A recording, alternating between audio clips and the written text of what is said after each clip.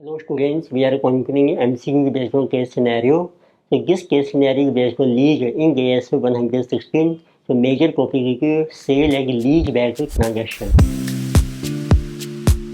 So let us see data given in this scenario. So we are given Venus Limited seller lessee sells buildings to Mars Limited buyer lessor for cash of rupees 28 lakhs immediately before the transaction. The building carry at a cost of rupees 13 lakhs.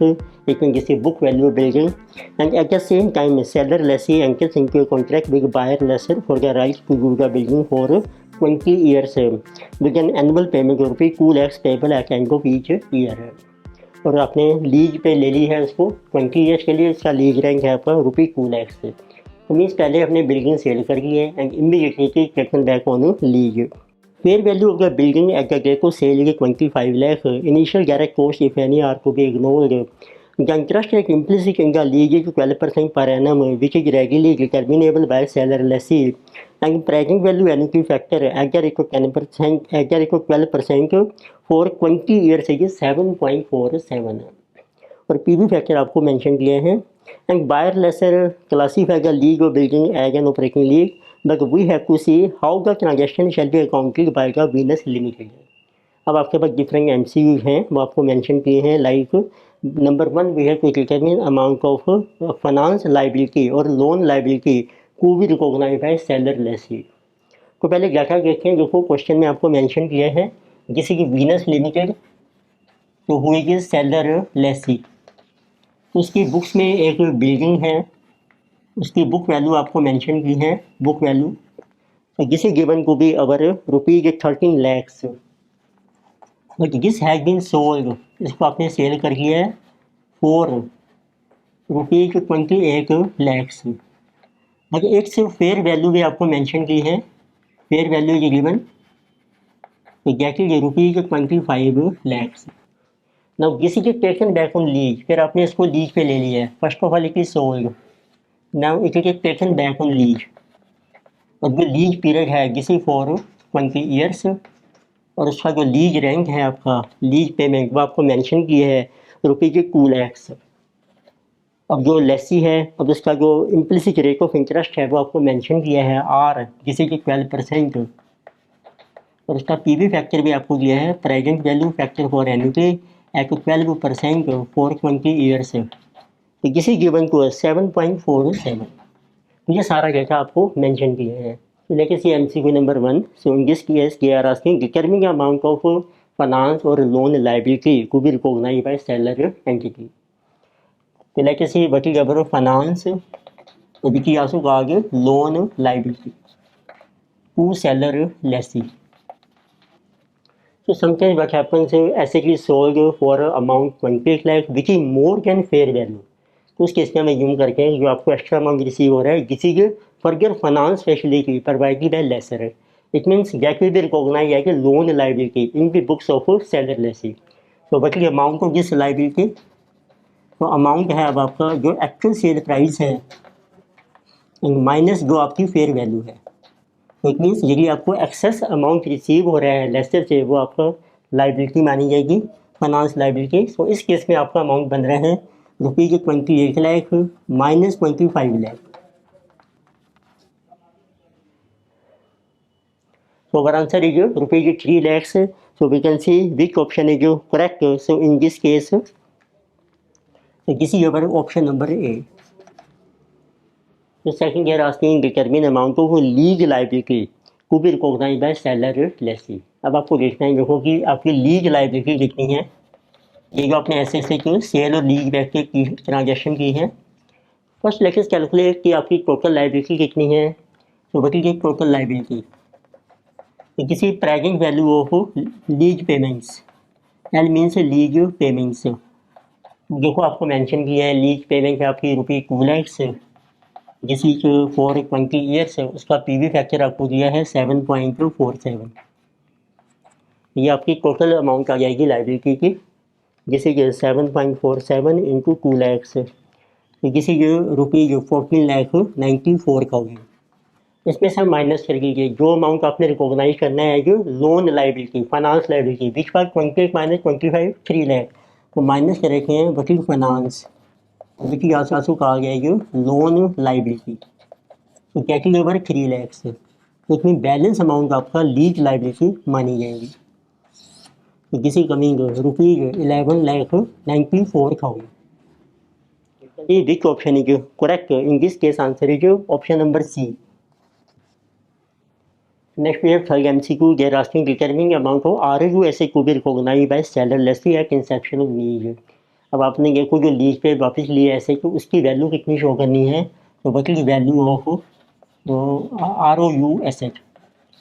तो उस case में देखो अब आपकी जो total fair value है वो है 25 लाख और जो लीज है उसकी फेयर वैल्यू हमने कैलकुलेट किया है 1194।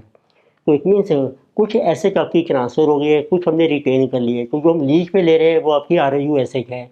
तो आपने कैलकुलेट करनी है प्रपोर्शनेट बुक वैल्यू, जिसको हम मेजर करते हैं it is value at proportionate book value जो आपने रिटेन की है। जब हम लीज पे वापस ले रहे हैं इट इज कॉल्ड कुछ एसेट आपने रिटेन कर लिए, तो वो हम कैसे कैलकुलेट करेंगे, तो उसका फार्मूला ये बन जाएगा। देखो बल्कि ये टोटल बुक वैल्यू देखो कितनी है आपकी एसेट की into fair value of lease, ये बन जाएगी fair value of ROU asset divided by total fair value. तो इस केस में देखिए बुक वैल्यू है आपकी 13 lakh, fair value of ROU asset जो हमने प्रेजेंट वैल्यू कैलकुलेट की है लीज की, तो जिसकी वैल्यू हमने कैलकुलेट किया है 11,94,000, 11,94,000 और टोटल फेयर वैल्यू की 25 लाख। तो इट मीन्स ये हम यूनिकली मेथड अप्लाई कर रहे हैं। If total fair value guess total book value 13, if fair value जो आपने रिटेन कर ली है through lease then what will be our proportional book value of asset retain. तो आपने ROU को शो करना है इस वैल्यू के ऊपर, जैसे 13 लाख सो इनटू 1194 सो डिवाइडेड बाय 2500, तो this amount is ₹620,880। Now you can see which option is correct. Answer is option number B. So next we have MCQ number 4. So we have to determine amount of net gain or loss to be recognized by the seller lessee at inception of lease. अब आपको देखना है जो आपने cell और lease पे की है उसमें आपको नेट गेन या लॉस कितना हो रहा है। नेट गेन या लॉस हम रिकॉग्नाइज करके जितनी प्रपोर्शनेट एसेट आपने ट्रांसफ़र कर दी है, तो उसका बेसिक रूल है फॉर प्रपोर्शनेट एसेट ट्रांसफर। तो पहले देखते हैं कि आपको टोटल गेन देखो कितना हो रहा है। टोटल गेन जिसे जो फेयर वैल्यू तो माइनस बुक वैल्यू, तो आपकी फेयर वैल्यू है 25 लाख एंड माइनस 13 लाख की जो बुक वैल्यू, इसमें टोटल गेन है आपका ₹12 लाख। अब आप देखो कि कितना आपने ROU एसेट को रिटेन किया है, उसकी बुक वैल्यू कैलकुलेट की थी हमने, बल्कि जो book value of ROU asset ये आपकी आगे जो रिटेन कर लिया आपने, इसकी वैल्यू देखो अभी हमने कैलकुलेट की थी 62880। इतनी जो बैलेंस बुक वैल्यू है वो हमारी ट्रांसफ़र मानी जाएगी। तो what is book value of asset, book value of asset which has been transferred. तो टोटल बुक वैल्यू है आपकी 13 लाख, उसमें से आप माइनस कर लीजिए 620,880।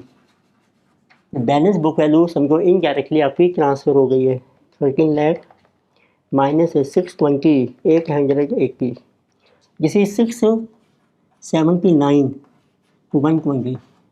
अब इसका जो प्रपोर्शनल गेन बनेगा वो आपने रिकॉग्नाइज करना है। Now what is proportional gain to be credited, जो आपने क्रेडिट करना है P&L में, टू P&L।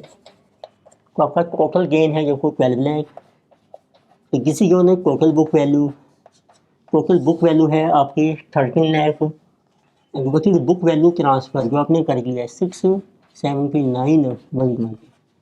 तो इतनी प्रपोर्शनल कर देना है आपने यूनिटरी मेथड से। सो किसी कमिंग 679,120, सो किसी जो इनको 12 लाख डिवाइडेड बाय 13 लाख, किसी coming 626,880। So now you can see which option is correct. So answer is option number A. So fifth MCQ they are asking determine amount of payment for lease only to seller lessee. अब देखो आप जो payment कर रहे हो total जो lease हम पे कर रहे हैं टोटल लीज पेमेंट ये है आपकी ₹2 लाख जिसे पर एनम। पर अब आपने को sale and lease back transaction में एक को आपकी लीज है और एक आपका है लोन। उसमें सर अब जो हम ₹2 लाख पे कर रहे हैं तो कुछ अमाउंट उसमें लीज का है, कुछ अमाउंट आपकी लोन की इंस्टॉलमेंट भी है। तो आपने बताना है कि कितना अमाउंट है आपका फॉर लीज ओनली। तो उसको आप डिवाइड कर लीजिए उनकी फेयर वैल्यू में। तो इसकी जो फेयर वैल्यू हमने कैलकुलेट की थी, लोन की फेयर वैल्यू है आपकी 3 लाख, टोटल फेयर वैल्यू की आपकी 14,94,000 और बैलेंस आएगी कि आपकी 1194। ये फेयर वैल्यू है लीज की। तो नाउ यू कैन कैलकुलेट बचेगी lease rent for a lease only. तो ₹2 लाख आपका टोटल लीज रेंट है। सो एक टोटल फेयर वैल्यू है आपकी 14,94,000, यानी lease rent is 2 lakhs. If fair value lease is 11,94,000, so what will be proportionate lease rent और lease option? तो ये आपका बनना है देखो ₹2 lakhs इनको 1194 divided by 1494, this is coming ₹159। So 8 round of करके 8 4 ये। So now you can see which option is correct. Answer is option number B.